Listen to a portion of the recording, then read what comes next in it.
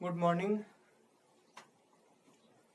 हमने पिछले क्लास में वर्णमाला पढ़ा था। इसके बाद अब बारी है वर्ण की। वर्ण में जो भी छोटी छोटी दिक्कतें आएंगी उसे हम समझ करके अच्छे तौर तरीके से पढ़ने का प्रयास करेंगे। इसलिए कि अगर हमने वर्ण पढ़ लिया तो समझिए कि भाषा के जो कड़ी हैं उन कड़ियों को हमने जान लिया। जैसे राम घर जाता है, राम घर जाता है, ठीक है। राम घर जाता है, यह एक वाक्य हो गया। तो यह देखिए कि शब्दों में टूट रहा है, या शब्दों में टूट रहा है। अब शब्द से यह क्या होगा कि यह वर्णों में टूटेगा। र आ होगा राम, म फलंत अ। आप देख सकते हैं कि यह वर्णों में टूट रहा है, यानी कोई भी वाक्य शब्द से बनता है और शब्द वर्ण से बनता है। यहाँ पे आपको क्लियर दिख रहा होगा, ठीक है। तो वर्ण ध्वनि है जिसके खंड या टुकड़े नहीं होते हैं। वर्ण एक ध्वनि है जिसके खंड या टुकड़े नहीं होते हैं। वर्ण क्या है? एक ध्वनि है जिसके खंड या टुकड़े नहीं होते हैं। क्लियर? चलिए आइए शुरुआत करते हैं। वर्ण उस मूल ध्वनि को कहते हैं, वर्ण उस मूल ध्वनि को कहते हैं जिसके खंड या टुकड़े ना हो सके। वर्ण उस मूल ध्वनि को कहते हैं जिसके खंड या टुकड़े ना हो सके। तो यहाँ पे हम देखते हैं कि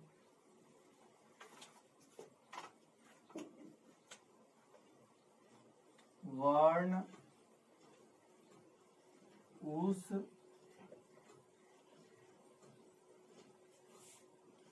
मूल ध्वनि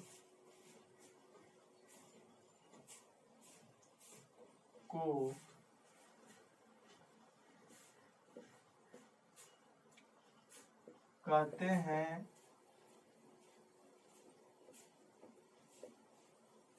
जिसके खंड या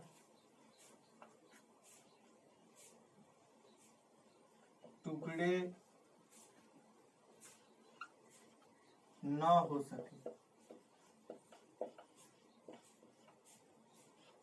ठीक है।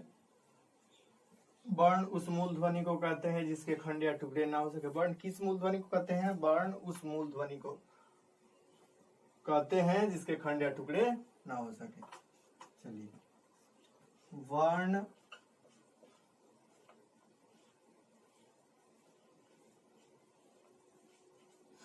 वर्ण जो है यह 3 भाग में बंट जाता है। पहला है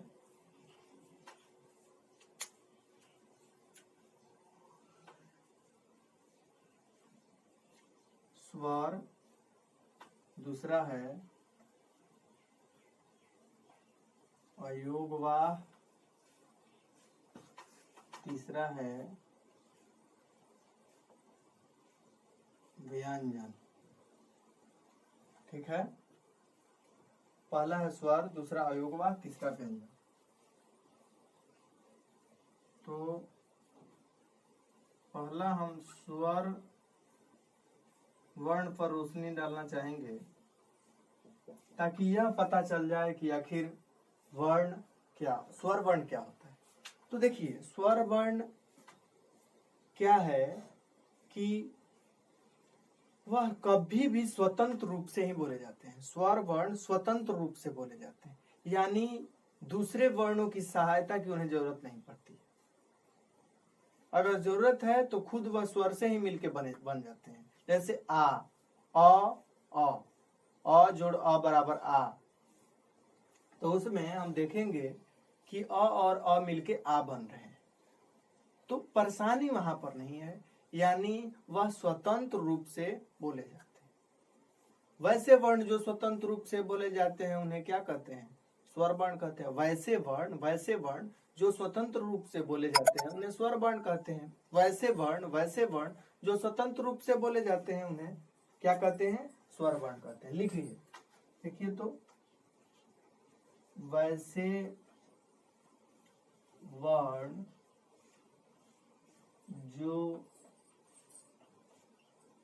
स्वतंत्र रूप से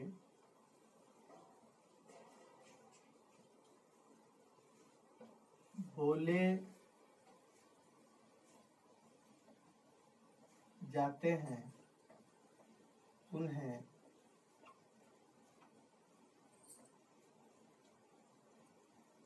स्वर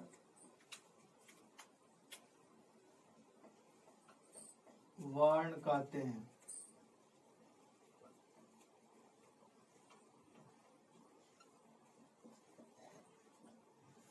वैसे वर्ण जो स्वतंत्र रूप से बोले जाते हैं उन्हें स्वर वर्ण कहते हैं। ठीक है, अब देखिए स्वर वर्णों की संख्या कितनी होती है? तो स्वर वर्णों की संख्या 11 होती है। यहाँ पर लिख देते हैं हम कि जैसे में अ से अ तक, जब हम अ से अ तक काउंट करते हैं तो हमको पता चल जाता है कि इनकी संख्या 11 है।